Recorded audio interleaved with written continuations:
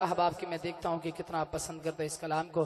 سب احباب مل کر بھی پڑھیں گے. شاعر لکھتے ہیں: تر تبلیغی نال تیدا فیدا ہے،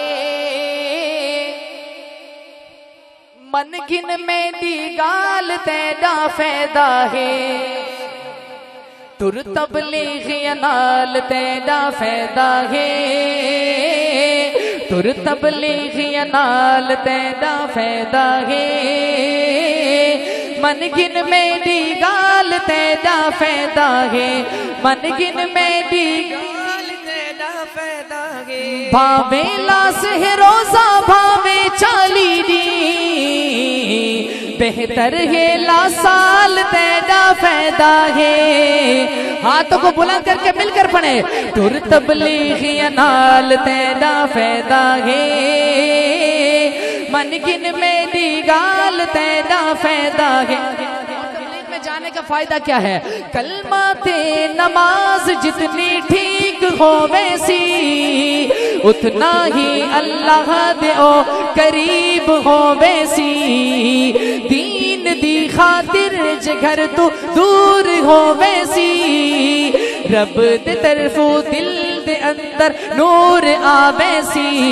سکھ ویسے آمال تیدا فیدا ہے، من گن میں دی گال تیدا فیدا ہے. اور آخری شعر اس کلام کا محترم عبد الباسط صاحب، آپ پر ماشاءاللہ چلہ لگا ہوا ہے جی.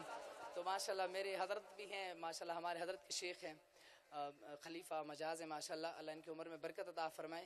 اور میرے پیر بھائی بھی ہیں، اور میں نے خود ابھی 4 اللہ تعالیٰ نے لگانے کی توفیق عطا فرمائی. تو تبلیغ والوں کا ضعف ماشاءاللہ آپ کو بھی پتہ ہے، خود بھی وقت لگا ہوا ہے. کافی اب ماشاءاللہ اس کام سے جڑے ہوئے ہیں.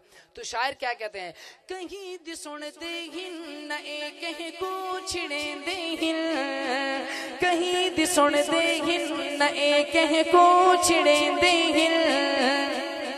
صرف دعوت دین دی کلمے دلیں دے ہن،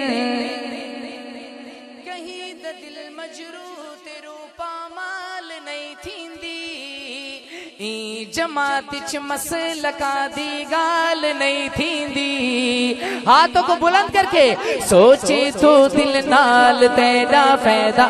آخری مرتبہ شیخ کو پتہ چل جائے ماشاءاللہ ذوق میں بیٹھے ہیں. ذرا ہاتھ بلند کر کے مل کر کہہ دے سبحان اللہ. اور آپ مل کر پڑھیں: تر تبلیغی نال تیدا فیدا ہے، من گن میں دی گال تیدا فیدا ہے. بھاوے لاس ہے روزہ بھاوے چالی دی، بہتر ہے لا سال تیدا فیدا ہے. تر تبلیغی نال تیدا فیدا ہے. رات گزر گئی تو ساؤنڈ پیٹ پہ آ گیا. جزاک اللہ جی. السلام علیکم ورحمۃ اللہ وبرکاتہ.